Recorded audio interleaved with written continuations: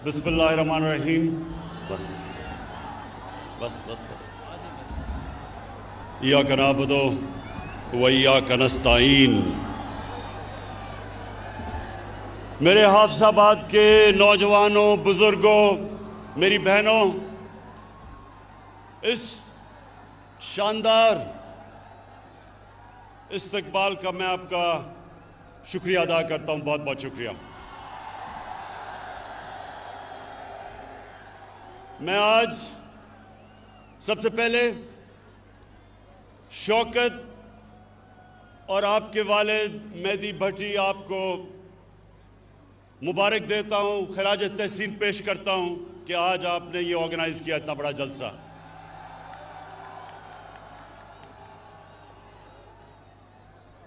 आज हमने हाफिजाबाद यूनिवर्सिटी और 400 बेड का डिस्ट्रिक्ट हॉस्पिटल बनाने का फैसला किया।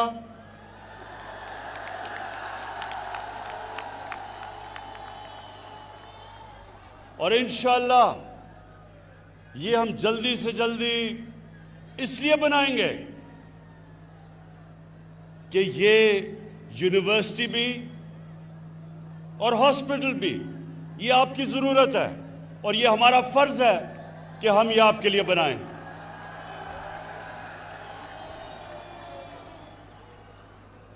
उससे ज़्यादा हाफिजाबाद, उससे ज़्यादा मुझे इस चीज़ की खुशी है कि पंजाब गवर्नमेंट ने फैसला किया कि 2020 तक, इस साल तक 50% पंजाब को हेल्थ कार्ड, हेल्थ इंश्योरेंस दी जाएगी और अगले साल 2021 में सारे पंजाब के लोगों को हेल्थ इंश्योरेंस, हेल्थ इंसाफ कार्ड मिलेगा। अब मैं आपको समझाना चाहता हूं कि हेल्थ कार्ड है क्या। ये मेरी बहनें आप खास तौर पे सुने। एक घर में सफेद पोश घर, तनख्वाहदार लोगों का घर, मजदूर का घर, अगर बीमारी होती है वालिदैन को, बच्चों को, तो ये जो हेल्थ कार्ड है ये एक खानदान में 10 लाख रुपए तक कहीं भी इलाज करवा सकेंगे। सरकारी अस्पतालों में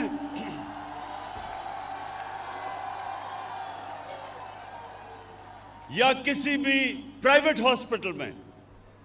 ये पहली दफा पाकिस्तान की 73 साला तारीख में एक आम आदमी को एतमाद होगा कि अगर घर में बीमारी होती और पैसे नहीं, हमारे पास हेल्थ इंश्योरेंस होगी। मैं आपको ये बता चलूं हाफिजाबाद के लोगों कि दुनिया में अमीर तरीन मुल्कों में भी इस तरह की हेल्थ इंश्योरेंस नहीं होती जो आज पाकिस्तान में हमने फैसला किया कि केपी और पंजाब में हम लेके आए।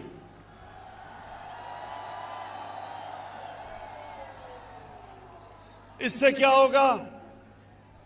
इससे होगा क्या?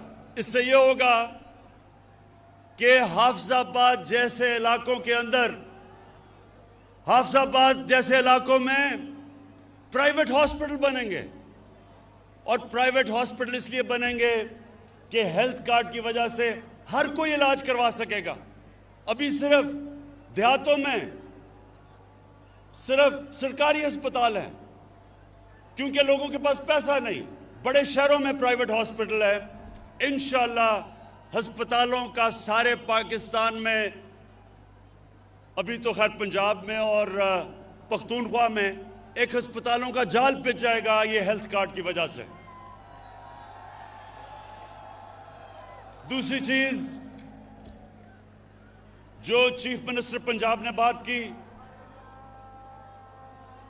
जो उस्मान बुज़दार ने बात की कि पनाहगाह हमने पाकिस्तान में पहली दफा शहरों के अंदर पनाहगाह बनाई। किसके लिए? मजदूर आता है काम करने के लिए, पनाहगाह में वो ठहरता है, उसके पैसे बच जाते हैं, किराया बच जाता है, खाना मिलता है, खाने के पैसे बचते हैं और वो सारा पैसा अपने बीवी बच्चों को भेजता है।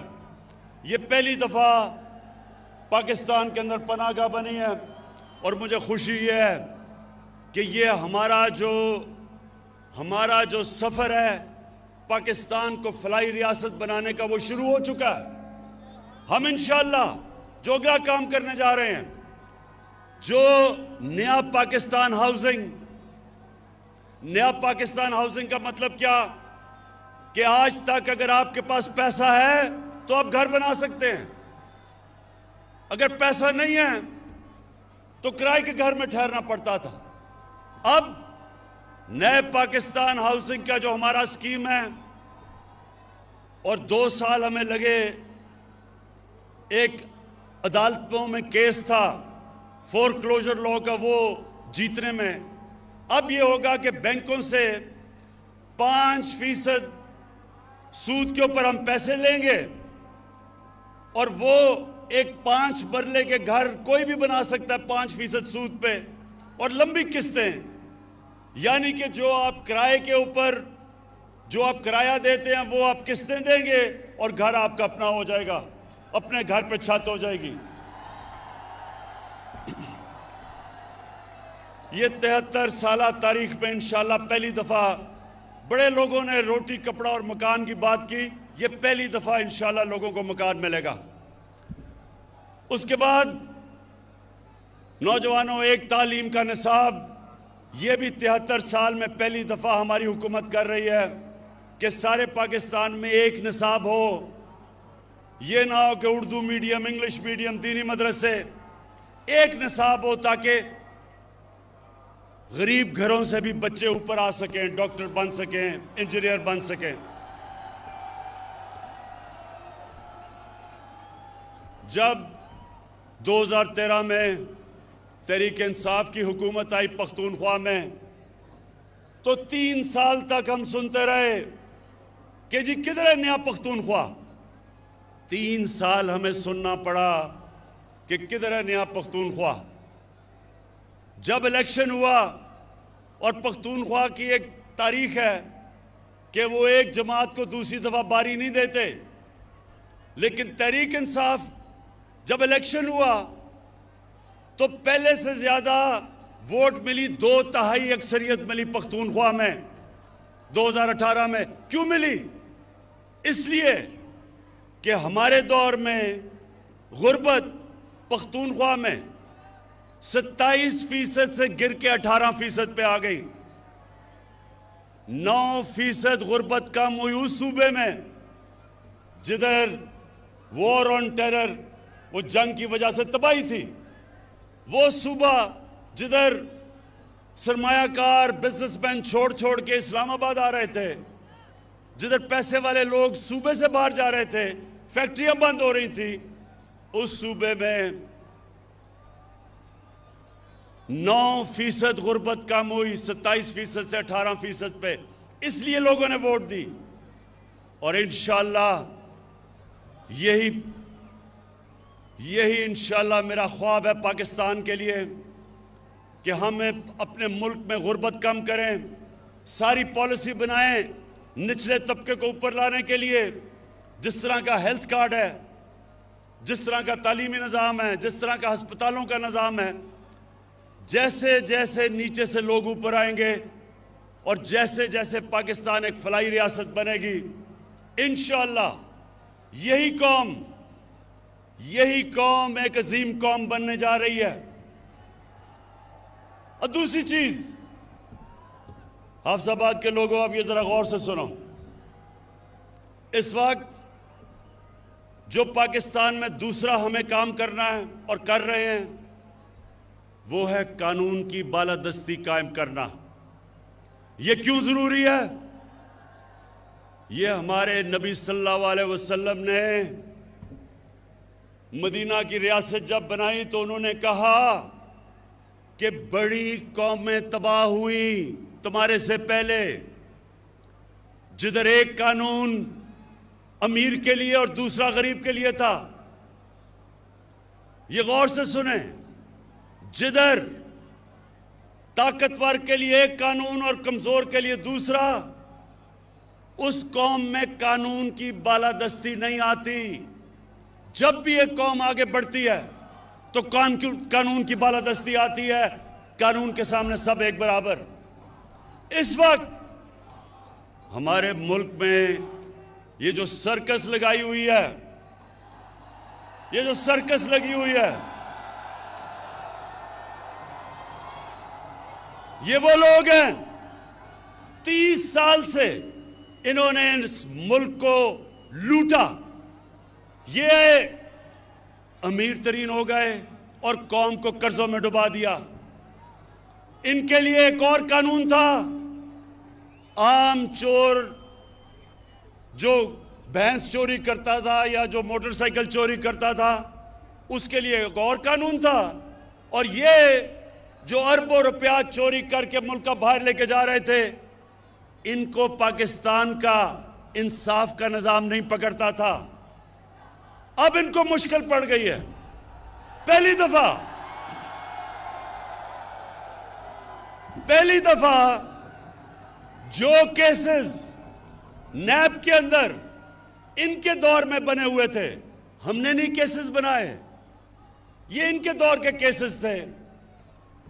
वो अपने दौर में तो ये एक दूसरे को पूछते नहीं थे। हमारे दौर में हमने नैब को आज़ाद छोड़ दिया है।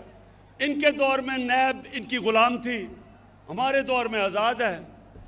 अब ये सारी ब्लैकमेल इसलिए मुझे कर रहे हैं कि ये चाहते हैं कि मैं किसी तरह नैब को ख़त्म कर दूं ताकि इनकी चोरी बच जाए।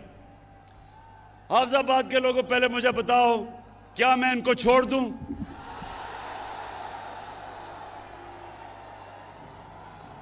कहीं आपको इनके ऊपर तरस तो नहीं आ रहा? वो जब नवाज शरीफ की शक्ल आपने देखी कि जी बीमार हो गया, वो पता नहीं जिंदा भी रहेगा या नहीं। बड़े लोगों ने मुझे कहा, इमरान खान ये तुम क्या कर रहे हो, बेचारा मर ही ना जाए, पता नहीं जहाज पे भी चढ़ेगा या नहीं। हमारी कैबिनेट में भी एक दो ख्वातीन, उनके भी आंखों में आंसू आ गए इसकी शक्ल देख के। जैसे ही लंदन गया, लंदन की ऐसी हवा लगी कि सारी बीमारियां खत्म हो गई। तो ये जो सब इकट्ठे हैं, मैं इन सारों को आज पैगाम देना चाहता हूं कि देखें, आज तक आपका उन लोगों से मुकाबला था, या वो उनको अपनी कुर्सी की ख्वाहिश थी, या वो आप ही की तरह करप्ट थे। आज आप सबका मुकाबला इमरान खान से है। एक वो इंसान जिसको अल्लाह ने मुकाबला करना सिखाया है। मैं आज आप सबको कह रहा हूं कि आप जो मर्जी कर लें, जितने मर्जी जलसे करने हैं कर लो, लेकिन जब तक आप इस मुल्क का लूटा हुआ पैसा वापस नहीं करेंगे, आपको नहीं छोड़ूंगा।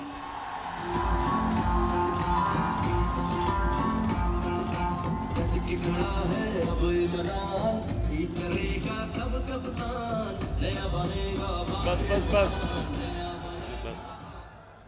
अच्छा, इन्होंने पहले पूरी कोशिश की कि माशियत के ऊपर कहा जी माशियत खराब हो गई, इसको निकाल दो। फिर कहे जी महंगाई हो गई। इनके पिछले 10 साल में देखें कितनी दफा महंगाई आज से बहुत ज्यादा थी। फिर कहा जी कि वो कोरोना के अंदर इमरान को नहीं समझ कि वो जिस तरह नरेंद्र मोदी ने बंद किया था अपना मुल्क, इमरान खान को भी करना चाहिए। अल्लाह अल हक है, अल्लाह का शुक्र अदा करता हूं, उसने हमने कोरोना से भी बचा दिया। फिर इन्होंने एक फैटफ एक ऐसी चीज है जिसमें पाकिस्तान को इनकी वजह से ग्रे लिस्ट में डाला हुआ है। अगर पाकिस्तान ब्लैक लिस्ट हो जाता है तो हमारे ऊपर सैंक्शंस लग जाती हैं, हमारी माशियत बैठ जाती है। तो इन्होंने सोचा कि अब तो इसको ब्लैकमेल कर लेंगे कि पहले नैब को ख़त्म करो और फिर हमें फैटफ साइन करेंगे। इन्होंने मुझे नैब में 38 शिक्के हैं नैब की, उसमें से कहा 34 शिक्कों को इस तरह कर दो कि नैब ही ख़त्म हो जाए ताकि इनकी चोरी बच जाए।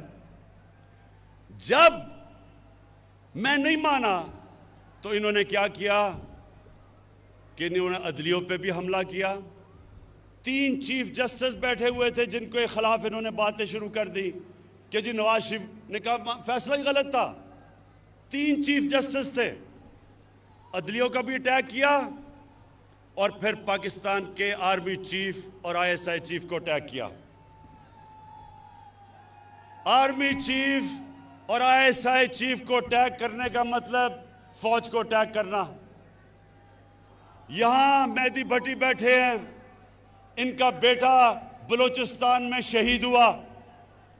इस तरह के कितने हमारे फौजी शहीद हुए हैं हमें हमारी हिफाजत करते हुए।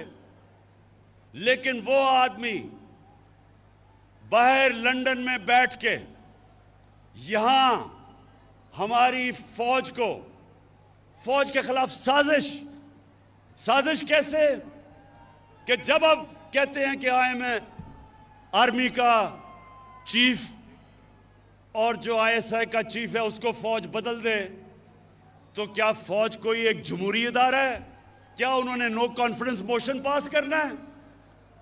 वो ये कह रहा है कि फौज के अंदर बगावत की जाए, वो ये कह रहा है कि फौज कू करे, यानी कि हमारी फौज तबाह हो। अपनी चोरी बचाने के लिए नवाज शरीफ तुम इधर तक पहुंच गए हो कि हिंदुस्तान की जुबान बोल रहे हो अपनी फौज के खिलाफ।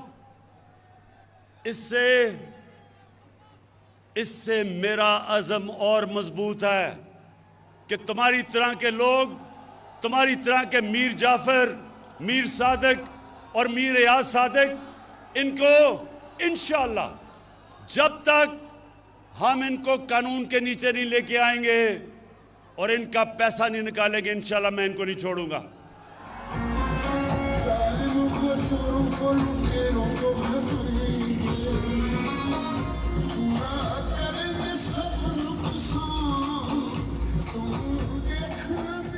अच्छा, और ये जब सर्कस इनकी लगती है उसमें हर किस्म के लोग होते हैं।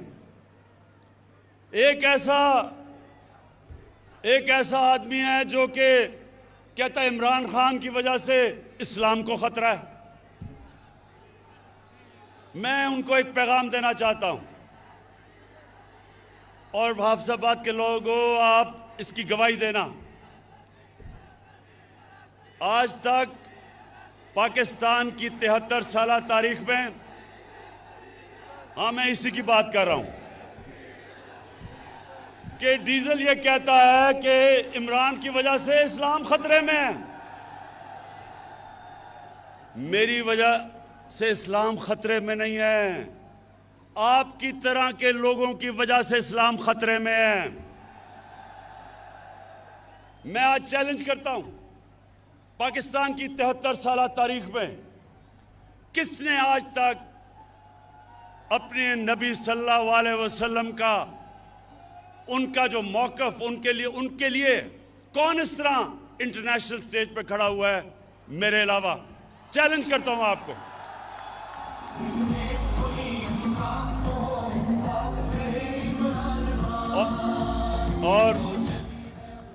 और ये मैं आपको बता दूं, ये किसी वोट के लिए मैंने नहीं किया, ये मेरा ईमान का हिस्सा है। हमारे नबी सल्लल्लाहु अलैहि वसल्लम हमारे दिलों में बसते हैं। आखिर में ये सारे जो सर्कस लगाई हुई है, ये कहते हैं कि इलेक्शन में धांधली हुई, ये सारे कहते हैं कि इलेक्शन में धांधली हुई। मैं इनसे सबसे पहले सवाल पूछता हूं कि अगर इलेक्शन में धांधली हुई तो मैंने तो आपको कहा था कि जिधर भी धांधली हुई हम तैयार हैं इलेक्शन खोलने के लिए। क्यों नहीं आ पाए? मैं आपको बताता हूं क्यों नहीं आए। 2013 में 137 पिटिशंस थी जिन्होंने कहा कि इलेक्शन में धांधली हुई नेशनल असेंबली में। 2018 में 137 की बजाय 90 थी, 50% कम पिटिशन थी। और नून लीग की सिर्फ 11 पिटिशंस थी पंजाब के अंदर और तहरीक इंसाफ की 14 थी। तो सवाल ये मैं पूछता हूं कि अगर धांधली हुई थी तो किधर हैं आपकी पिटिशंस? क्यों नहीं आपने कहा कि धांधली हुई? इलेक्शन कमिश्नर आपका, केयर टेकर आपकी, आपने सिलेक्ट किया था केयर टेकर इलेक्शन कमीशन, तो धांधली किसने की फिर? और जब मैंने आपको कहा था हम खोलने के लिए तैयार हैं, क्यों नहीं खोला? नौजवानों, एक मेरी बात सुन लें। जब मैं क्रिकेट खेलता था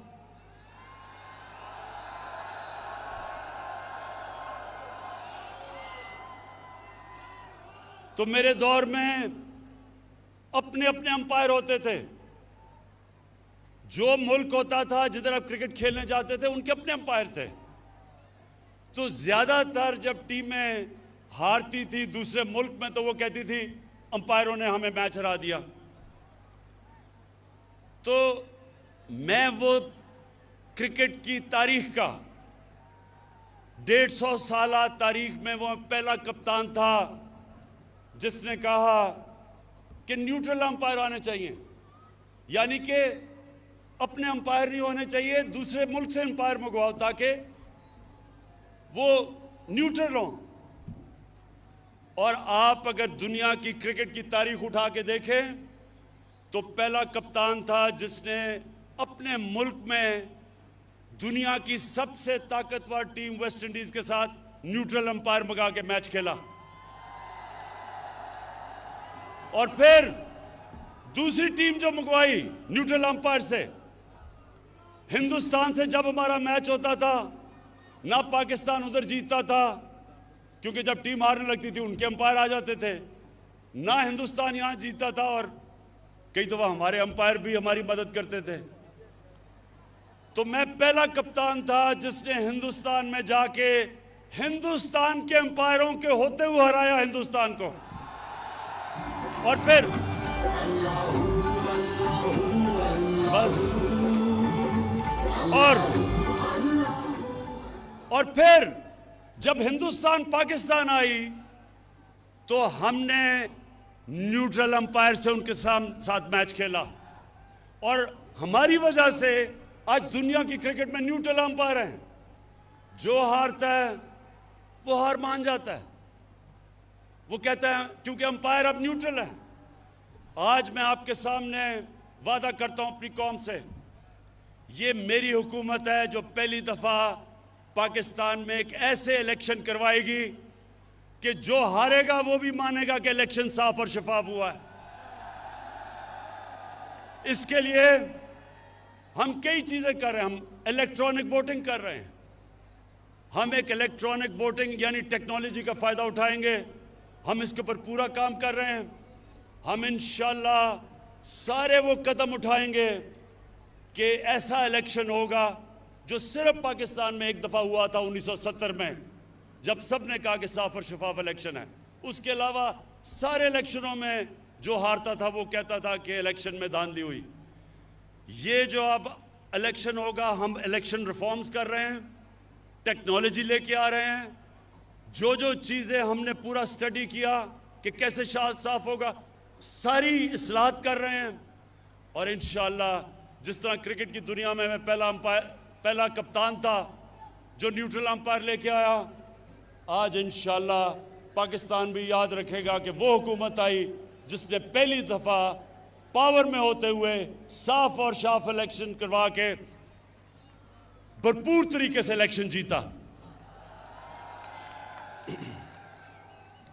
मैं